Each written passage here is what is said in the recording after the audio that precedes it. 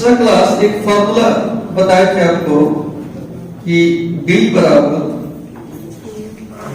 Tn minus Tn minus 1, यानी किसी भी टर्म में से, इसका मतलब है कोई भी टर्म, किसी भी टर्म में से ठीक इसके पहले वाले टर्म को घटा ले तो क्या मिलता है हमको? कॉमन डिफरेंस मिलता है।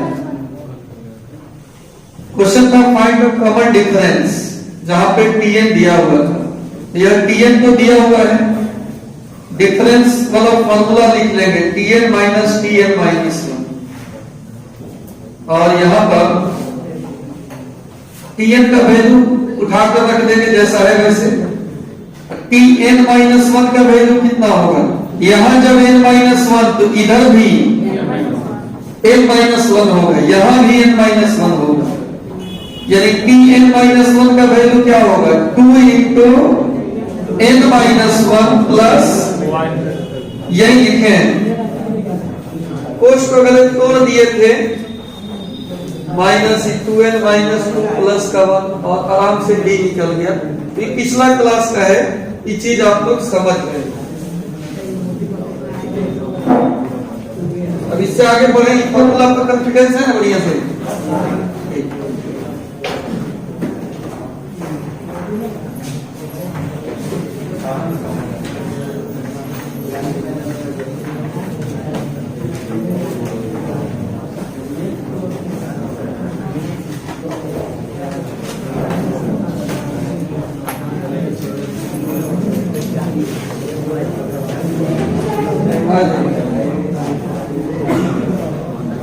गप नहीं कर, सबको अब देखिए यहां पर आज आपको बता रहे, कल ही के फॉर्मूला से एक इंपॉर्टेंट बात,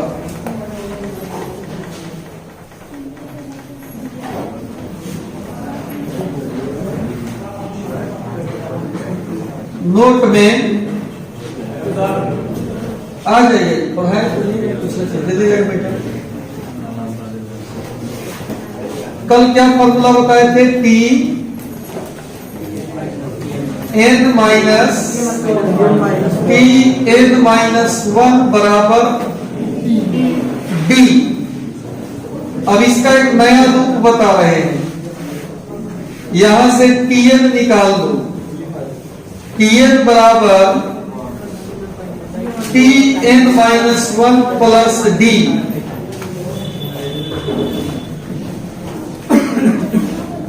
यानी कोई भी पद निकालना है तो ठीक पहले वाले में D जोड़ देंगे, कोई भी पद निकालना है तो ठीक पहले वाले में D जोड़ देंगे। बात करना है, अच्छा आ गया, एक मिनट। कोई भी टर्म निकालना है तो ठीक पहले वाले में क्या जोड़ देंगे? D जोड़ देंगे। तो यहां पर इस बात को हम लैंग्वेज में भी लिख लेंगे, in AP any term can be obtained, any term can be obtained adding D to the preceding term, पहले वाला टर्म। AP में अगर कोई भी पद आपको निकालना है तो ठीक पहले वाले पद में क्या जोड़ देंगे? D जोड़ देंगे।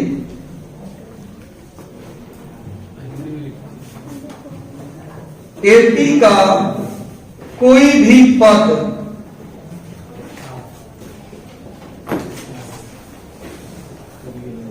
ठीक पहले वाले पद में, ठीक पहले वाले पद में D जोड़कर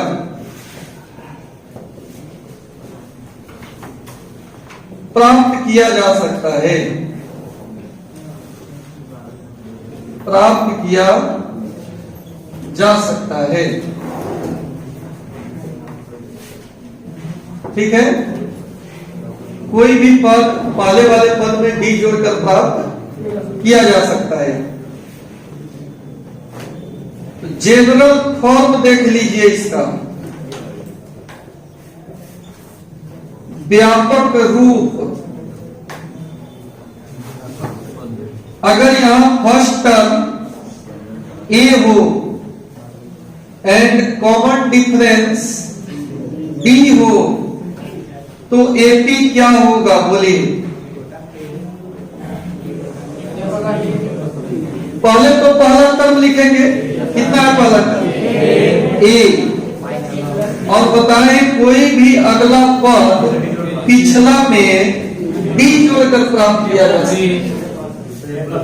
ए के बाद ए प्लस डी, इसमें डी जोड़ो, ए प्लस 2d और ऐसे ही। ये हो गया आपका जनरल फॉर्म। इसको आप पहले कॉपी कीजिए, फिर हम समझा रहे थे, बहुत लोग विलंब से आ रहे हैं।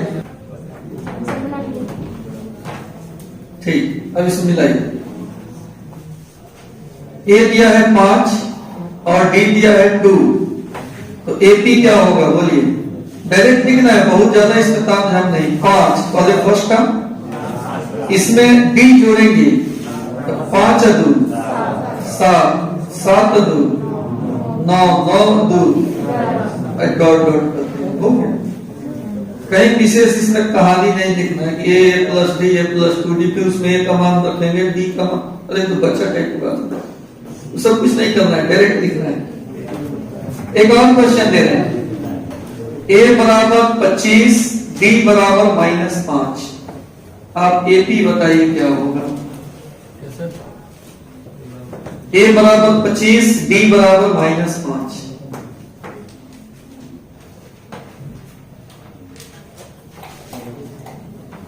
ए बराबर 25 डी बराबर -5 लिख लिया सर। 25 20 15 ऐसे होगा, लिख सकते हैं। हाँ जी, माइनस कह नहीं जाएगा, टर्म निगेटिव हो नहीं सकता। तो जब घटते क्रम में लिखेंगे तो घटते घटते तो माइनस इंफिनिटी तक चला जाएगा। ये लिखा गया।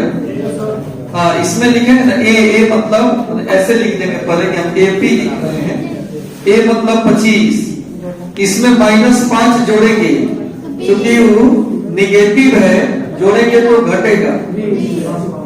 20 में -5, 15 में -5, ऐसे ही।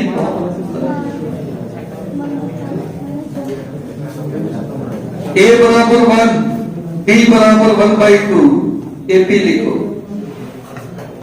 ए बराबर 1 डी बराबर 1/2, इसका एपी लिखा जाए। ए बराबर 1 डी बराबर 1/2,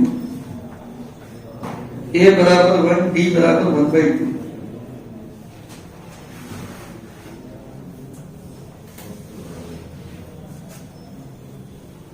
ए बराबर 1 डी बराबर 1/2। ये 2 होगा 3/2।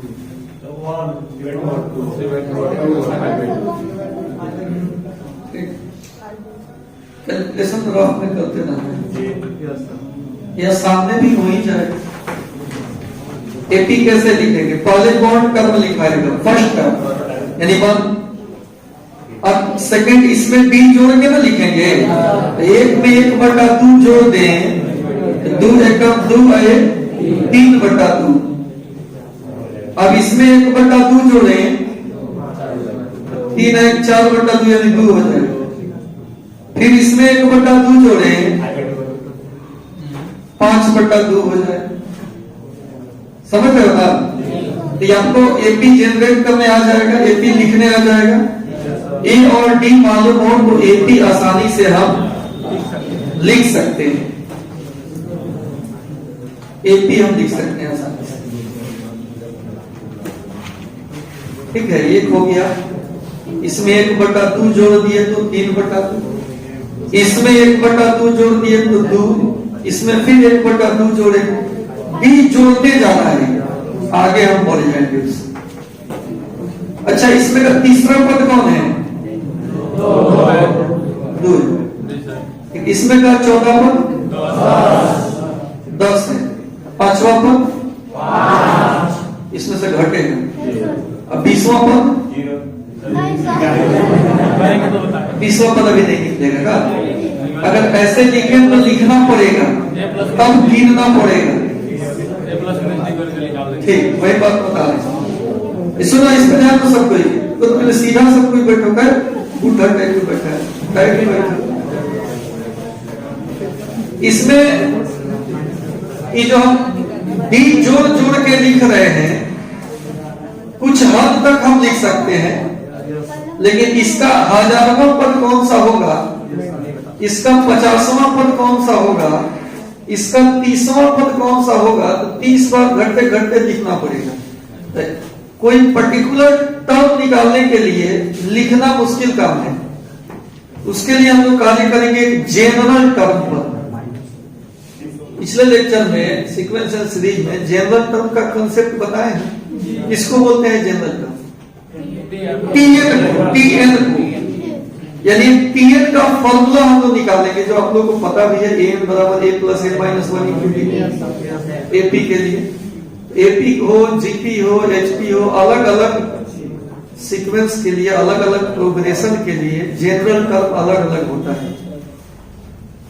तो इसके लिए हम एक ऐसा जनरल टर्म निकालेंगे जिससे पूरा सीक्वेंस न लिखकर पर्टिकुलर कोई टर्म हमको प्राप्त हो जाए। इसके लिए अब हेडिंग होगा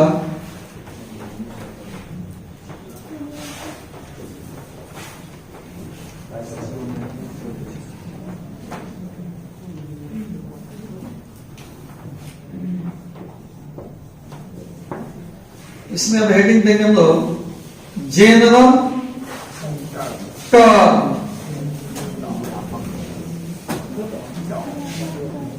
व्यापक पद, व्यापक पद, हेडिंग लगाई जनरल टर्म।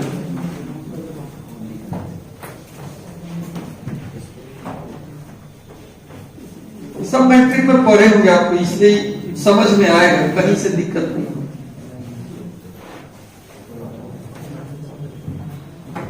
जनरल टर्म, व्यापक पद। जनरल फॉर्म तो आप जान गए हो,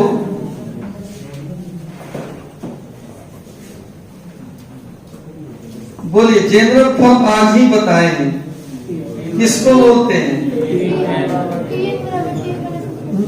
ए प्लस डी,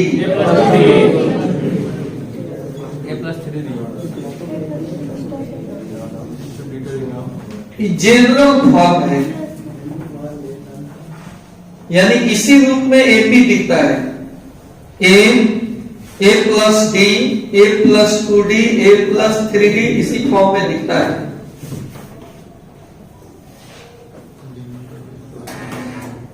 अब आपसे पूछे इसमें फर्स्ट टर्म,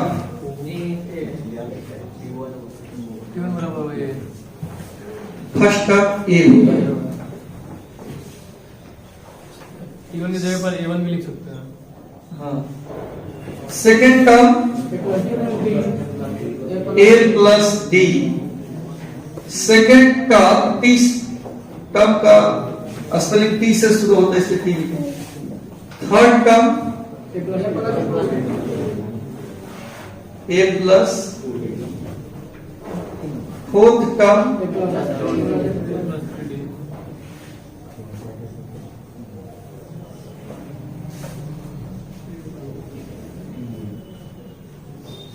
हमको जनरल टर्म निकालना है, लगती है ए प्लस सब में है, यहाँ कुछ नहीं है तो 0d है ना, 0 से गुना करके जोड़ेंगे तो यही ए ना होगा।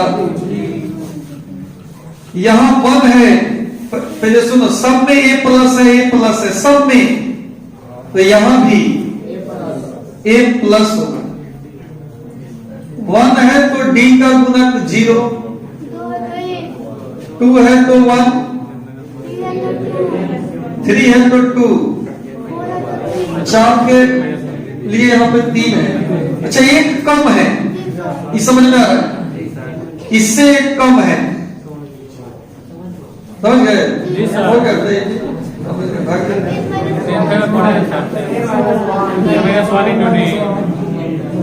Into D into D. इतने में पड़ा है।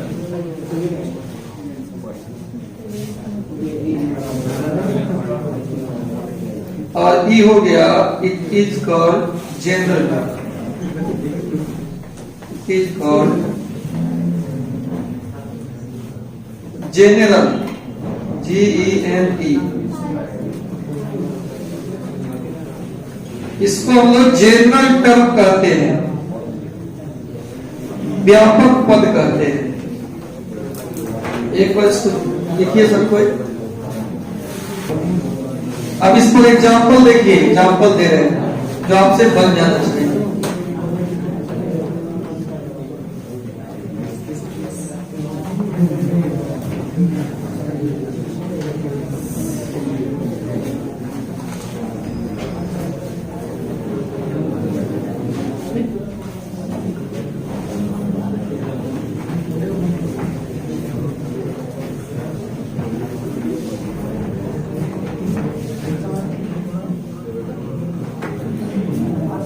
एक एग्जाम्पल लिखिए, देखिए जल्दी से बनाना है इसको। Find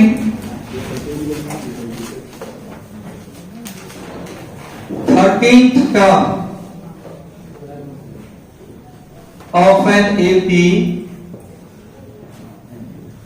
2 4 6 8 dot dot. Find 13th term, 13वां पद बताना है आपको, 13वां पद बताना है। Find 13th term of an AP। लिख लिख के बताइएगा कि जनरल टर्म से निकालिएगा, जनरल टर्म से ही निकालिएगा, जनरल टर्म से ही बनाएंगे।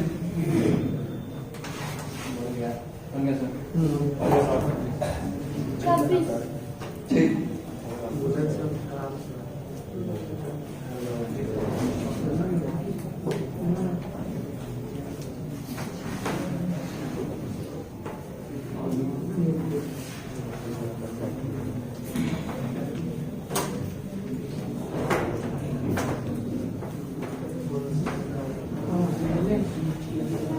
बनाए इसको। देखिए आप लोग बना लिए होंगे। अब इसमें इसका देखिए हम बना रहे कैसे। ए कितना है प्रथम का? 2 है। डिफरेंस कितना का है? 2 2 4 4 2 6। ऐसे या आप ऐसे निकाल सकते हो लिखकर T2 माइनस T1, 4 माइनस 2। अब आपको कौन सा टर्म निकालना है? 13वां टर्म। 13वां टर्म कितना होगा? A plus n minus 1। A plus 12D। अब सब आप बचपन वाला छोड़ दो। A plus n minus 1 into D लिखेंगे, उसमें n का मान पुट करेंगे, उस सबसे तुम अब आगे बढ़ गए। 13वां टर्म क्या होगा? A plus 12D। 20वां टर्म पूछे तो A प्लस 19D। ये वो कम होता है, उसी के हैं। 50वां पद पूछे तो A प्लस 50D। A का मान रख दो, 2 प्लस 24 प्लस 12 गुना डिफरेंस 2 प्लस 24 26 आंसर हो जाएगा। बस हो गया, कहानी खत्म। ठीक, A और D पता करो, उसके बाद कोई भी टर्म आपसे निकल सकता है जनरल टर्म वाले फॉर्मूला से। A प्लस A को कम इंटू D कर देंगे। तो एपी के किसी भी सवाल को बनाने के लिए सबसे पहले सवाल में से ढूंढना है कि A कितना है, D कितना है, उसके बाद फॉर्मूला लगाइए, बन जाएगा।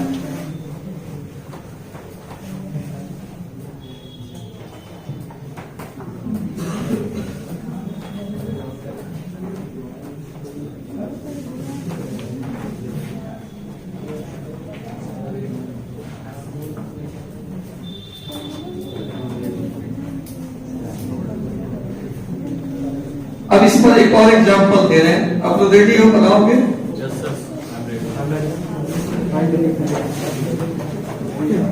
चलिए एक और थोड़ा सा टेढ़ा क्वेश्चन दे रहे हैं, हालांकि आप लोग बनाए होंगे मैट्रिक में। How many terms, how many terms यानी n का मान बताना है। How many terms are there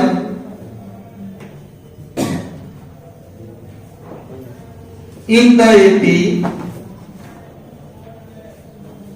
20, 25, 30 और 100।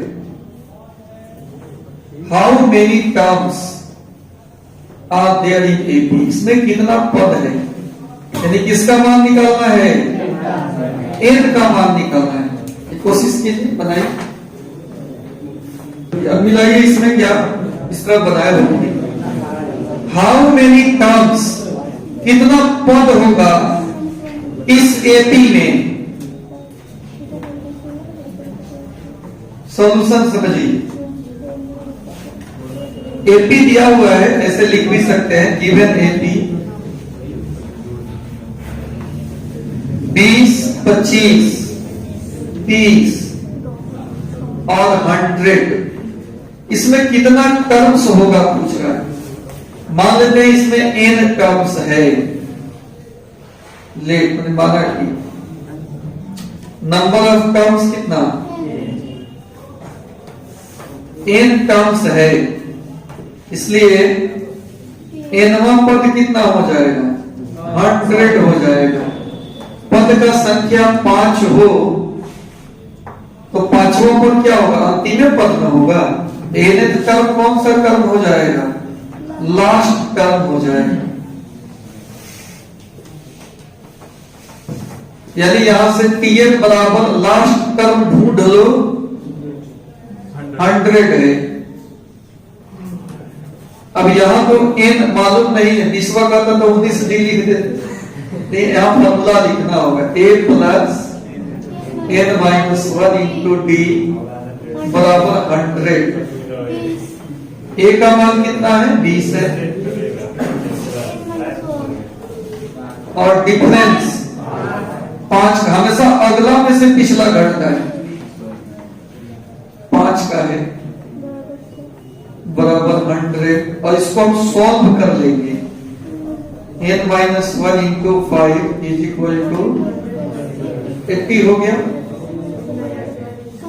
n minus 1 is equal to 80 by 5 16 हो गया,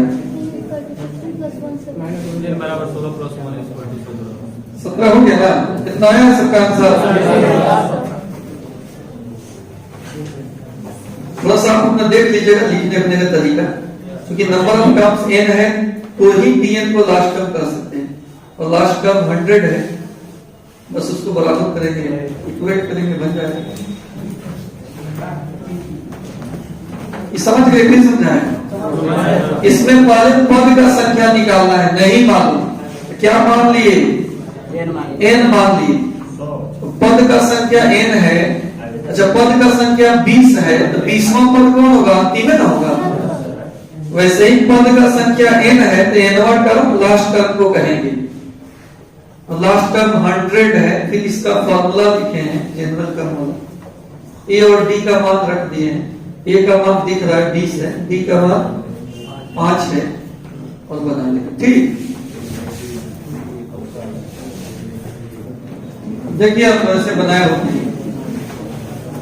क्वेश्चन है कि find the AP whose 7th and 13th term are respectively 34 and 64। देखिए, अगर आप सवाल को समझ जा रहे हो तो समझ जाओ इसका आधा सॉल्यूशन आप समझ गए हो या जानते हो। तो सवाल समझना बेहद जरूरी है। आपको एपी लिखना है, 7वां और 13वां टर्म दिया हुआ है, इतना इतना। तो पहले आप अकॉर्डिंग टू क्वेश्चन, प्रश्न से 7वां टर्म दिया है 34, 7वां टर्म को कैसे लिख सकते हैं, T7 लिख सकते हैं। 7वां टर्म कितना है, 34 है। तो इसको हम कर सकते हैं a प्लस 6d, 34 दिया हुआ है, ठीक है। एंड 13वां पद 64 है, 13वां पद 64 है। ए प्लस कितना 12d 64, ये समीकरण 2 हो गया। एक और 2 को हम सॉल्व करेंगे तो ए और डी मिल जाएगा और उसी से तो एपी लिखाता है। एपी का जनरल फॉर्म वही ना होता है, a plus d a plus 2d, इससे ए और डी मिल जाएगा। यानी इस सवाल में डायरेक्ट ए और डी ना देकर 2 इक्वेशन बनाने के लिए बोलता है, उसको सॉल्व करके ए और डी निकालना पड़ रहा है। ठीक, सॉल्व करना भी बेहद आसान है। में से को घटा देंगे। हाँ, घटाने के बजाय a plus 12d 64, a plus 6d 34 घटेगा, 12 में से 6 हो गया, 6b 30 हो गया, इसलिए d निकालेंगे 5 हो गया। क्लियर? अब इस d के मान को किसी एक में रख लेंगे तो मैट्रिक में ये सब किया है, आपको करने आ ही जाएगा। फ्रॉम 1 उसे उतना लंबा लैंग्वेज नहीं लिखना है, putting the value of d in equation 1, कथा कहानी कुछ नहीं, खाली कौन चीज समीकरण 1 सी a प्लस 6d बराबर 34, a प्लस 6d का मान रख दीजिए। पहले गुना होता है 30 हो गया, घटेगा तो 4 हो जाएगा, इसलिए यहां पे a हो गया 4, d हो गया 5।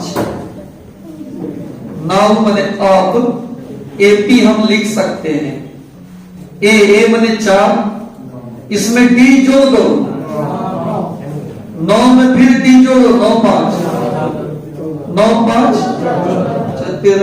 14 5 19 होगा। चलो, तो कहीं से भी डिफिकल्ट था नहीं। एक 7वां पद कह रहा था, चीज है ना पहचानना था, 7वां पद को हम कैसे लिखें। फिर एक 13वां पद कह रहा है, 2 इक्वेशन बन गया, जल्दी से इसको सॉल्व करेंगे, फिर एपी लिख देंगे। जिससे नहीं बनाया अक्सर से बन जाएगा।